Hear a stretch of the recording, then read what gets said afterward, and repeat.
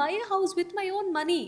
I will definitely do it. But the problem is ఒక గొడవ అయినప్పుడు నేను ఇదేనా సేమ్ చాలా మంది నీకు గుర్తులేదా మనం ఆ రోజు ఏం మాట్లాడాం? ఒకరోజు ఒక ఆడపిల్ల తన డబ్బులతో రెంట్ అయినా, సొంతిల్లయినా తన డబ్బులతో తను రెంట్ కట్టుకొని, తన ఎక్స్‌పెన్సెస్ తను చూసుకొని, తన ఫర్నిచర్ తను కొనుక్కొని, తను సేఫ్‌గా ఫీల్ అయ్యే స్పేస్ క్రియేట్ చేసుకోవడమే the sense of belonging somewhere.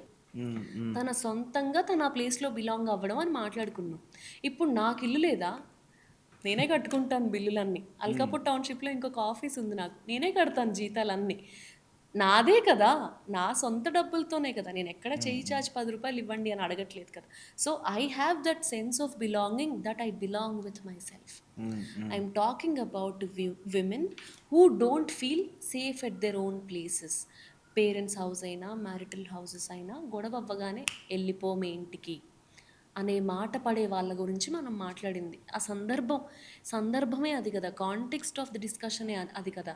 దాన్ని తీసుకెళ్ళి ఇండియాలో 40% ప్రాపర్టీస్ అన్నీ ఆడవాళ్ళ పైన పెడతారు అనంటే నాకొక నవ్వొచ్చింది. ఆ ఒక వీడియో ఎవరో చూయించారు నా ఫ్రెండ్స్ నాకు. సంబడీ ఈస్ టాకింగ్ అబౌట్ ఇండియాలో లీగల్‌గా 40% ఆడవాళ్ళ పైన పెడతారు అనంటే, నామ్‌కే వాస్తే పేరు పైన పెట్టి ట్యాక్స్ తగ్గించుకోవడం కాదు సొంతిల్లంటే.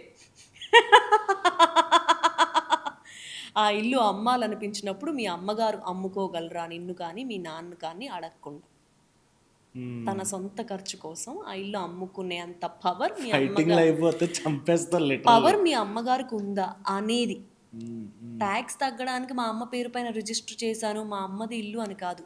మీ అమ్మకి అవసరం వచ్చినప్పుడు ఆ ఇల్లు అమ్మగలుగుతుందా ఒక్కతే. అది అసలు పవర్. ఆ పవర్ ఎప్పుడొస్తుంది? తను సొంతంగా సంపాదించుకున్నప్పుడు వస్తుంది. ఇప్పుడు నేనున్నాను మచ్చా, నేను కారు తీసుకున్నా. నాకు ఇబ్బంది ఏదో వచ్చింది, అమ్మేస్తా నేను కార్‌ని. నా డబ్బులు. అవును. మా నాన్న కారు వాడుతున్నా అనుకో, కాళ్ళు ఇరగ్గొడతాడు మా నాన్న కారు అమ్ముతా అంటే. ఆ డబ్బులేమో నేను ఇస్తాను, కారు ఎలా అమ్ముతావు నువ్వు అని అంటాడు. నా సొంత కారు కాబట్టి నా డెసిషన్.